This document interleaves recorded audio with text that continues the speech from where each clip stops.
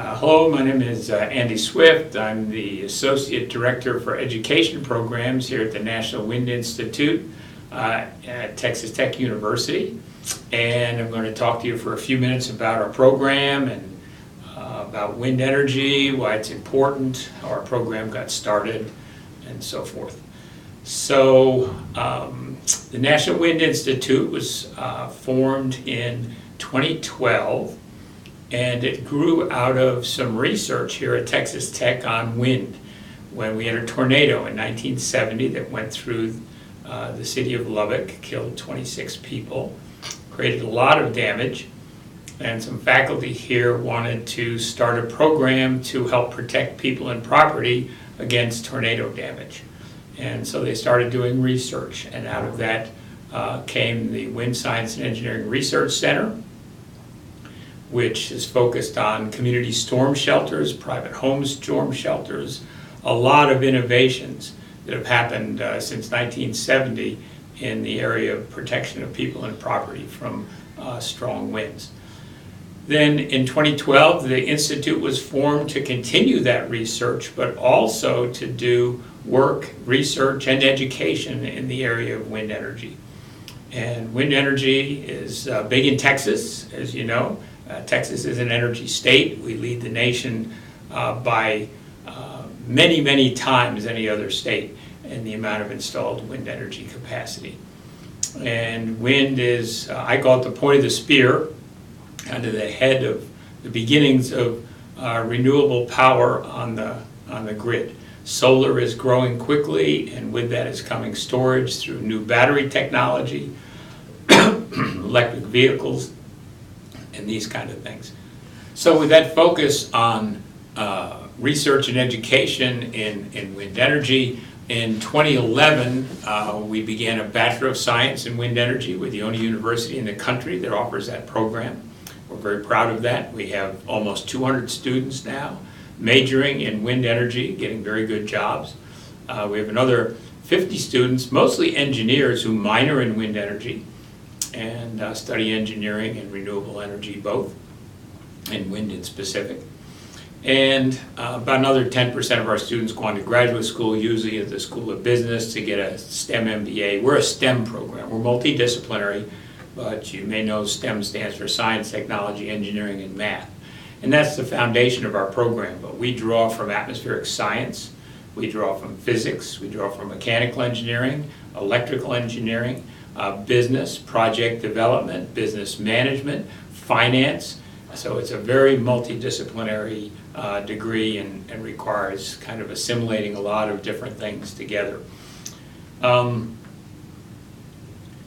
We started the program, as I mentioned, in 2011, and our next phase in growth will probably be to go totally online, not with the whole program. We'll still have face-to-face here on campus, but we're going to be offering a Bachelor of Applied Arts and Sciences, so we can take two-year transfer students who are interested in a bachelor's degree. Most jobs in the renewable power industry, if you want to get into management, require a bachelor's degree.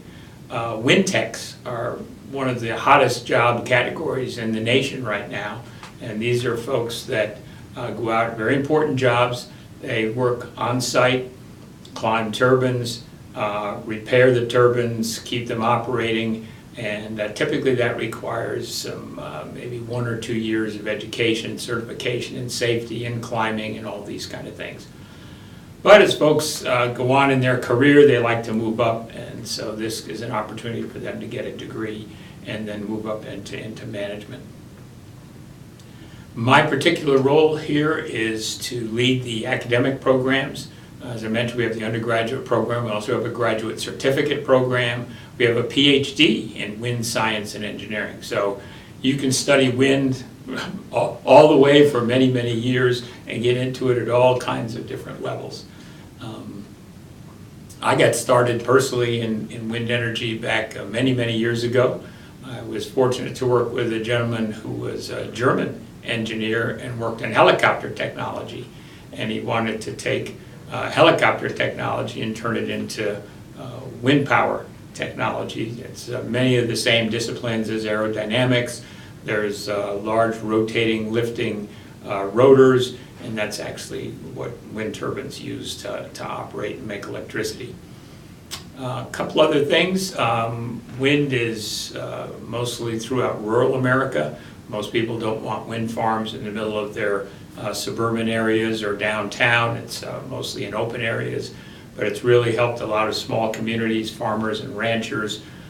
They get royalties from this just like having an oil well. The energy produced is it's clean. The resource is delivered right to the machine generating it. It uses no water. Most thermal power plants use a lot of water. Water is a scarce commodity throughout much of the Midwest. So that's another advantage. And of course, there's no combustion. So it's a domestic resource. It's clean and renewable. You're not going to run out of the fuel. And it's kind of delivered right to you. It's easy to kind of forget as you get off on the clean energy part of this that it's really a business. If you can't make money at it, it doesn't work. The product you make are electric kilowatt hours is what is used in the industry. It's a unit of energy is what you have. You have a meter at your house, you buy electricity, that's a unit that you buy. And wind farms sell that energy to the utilities, and then they, at wholesale prices, then they distribute it and sell it to customers. And that business has to work. So our students begin to learn to understand how the electric grid works, how that business works, how wind turbines work, and really now we've included courses on solar and battery. One of the other facets of our program, of course, is the faculty. We have some very talented faculty that work with us doing some very interesting things. We have one of our faculty members who leads a project called Kid Wind. It's for middle and high school students to actually compete through building a wind turbine. You get all the parts and you compete with other students, and we're hosting that competition. It's a national competition, and I think if you win the regionals, you go to the American Wind Power Conference, which is going to be in Houston this year. It's a big event. There's usually 8,000 or 10,000 people there. It's huge. So we have that challenge. Some of our faculty are also involved in the Department of Energy Collegiate Wind Competition. We're competing with 12 other schools. We are the only school in Texas competing in that, and we'll compete through a siting challenge, which is design and lay out a wind farm, build a small wind turbine and test it against other wind turbines in a wind tunnel. Similar to the Kid Wind, but it's more sophisticated. The turbines are usually built by engineering students as projects, and it's actually a head-to-head competition. It's kind of fun. It's usually at the Wind Power Conference.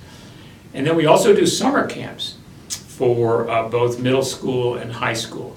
This year it's the turn for the high schoolers in what's called Gen Tech, and it's a program where you come in and live on campus for a week. It's a great chance to get a university experience, and then study renewable power, a little bit about the grid. You do some solar projects, a wind project, etc.